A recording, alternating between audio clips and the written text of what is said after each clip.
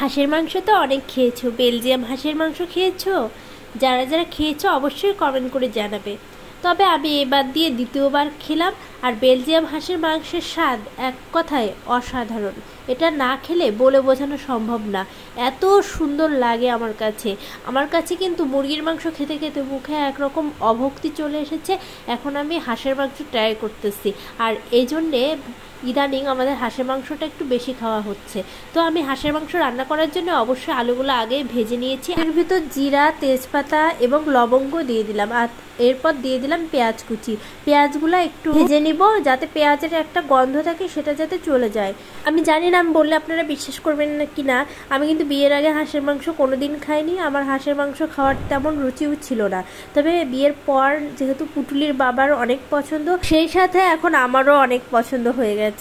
আমি কিন্তু আগে একরকম হাঁসের নামে জানতাম, আর সেটা হলো পাতি হাঁস, যেটা মানুষ বাড়িতে পোষে। আর এখন কিন্তু আমি চীনা হাঁসের নাম জানি, তারপরে বেলজিয়াম হাঁসের নাম জানি, আরও একটা দুটো নাম যা বলছিল আমি ভুলে গেছি। তবে যদি হাঁসের মাংস দিয়ে তোমাদের একটু গন্ধ লাগে তাহলে তোমরা অবশ্যই গরম জল করে আধা ঘন্টা ভিজিয়ে রাখবে, তারপর আবার ভালো করে পরিষ্কার করে ধুয়ে নেবে, তাহলে গন্ধটা চলে যাবে। হাঁসের মাংস নারকেল দিয়ে রান্না করলেও কিন্তু অনেক মজা লাগে। তবে সব রান্নার এক কথায় হচ্ছে, যদি লবণ এবং মশলা ঠিক হয় তাহলে সব রান্নায় অসাধারণ হয়ে ওঠে। আমার কিন্তু কথাগুলো বেঁধে যাচ্ছে, কারণ কি আমার ঠান্ডা লাগছে, আমি নাক দিয়ে একদম নিঃশ্বাস নিতে পারতেছি না। শরীর অসুস্থ থাকলে যত ভালোই রান্না হোক না কেন কিচ্ছু খেতে ইচ্ছা করে না। আমারও সেরকম হয়েছে, মনে হচ্ছে যদি এখন মা পাশে থাকতো, মা একটু রান্না করে দিত, আমি সেটা খেতাম, তাহলে আমার কাছে আরও বেশি ভালো লাগতো। এমনই জন্যও কিন্তু এখন কোথাও বেড়ানো হয় না, কারণ ছোট বাচ্চা নিয়ে যাতায়াত করলে ওর কাপড় চোপড় আমার কাপড় চোপড় নিতে হয়। আবার লং জার্নিতে তো একদম যাওয়া সম্ভব না, আবার লং কেন শর্ট জার্নিতেও যাওয়া সম্ভব না, কারণ ও গেলে অসুস্থ হয়ে পড়ে, আর ও বাসে জার্নি একদম করতে পারে না। বাসের ভিতর উঠলে পরে এত পরিমাণে ডিস্টার্ব করে। হাঁসের মাংস রান্না করার সময় কিন্তু অবশ্যই ভালো করে কষিয়ে নিতে হবে। মাংস যত সুন্দর কষানো হবে স্বাদটাও কিন্তু তত বেশি পাবে।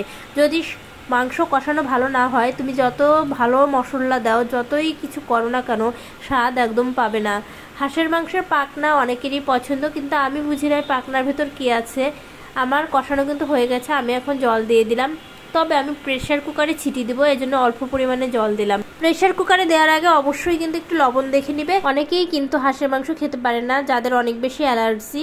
আসলে অ্যালার্জির সমস্যা থাকলে সেটার বলার মতো না, এত পরিমাণে একটা বিরক্তিকর রোগ, কি আর বলবো। আমার তো ভীষণ অ্যালার্জি, তবে আমার হাঁসের মাংস খেয়ে এবার কোনো অ্যালার্জি হয়নি। আমি কিন্তু অনেক সময় ধরে জাল দিলাম, আর এখন আমি প্রেসার কুকারে দিয়ে দিব মাংসগুলো।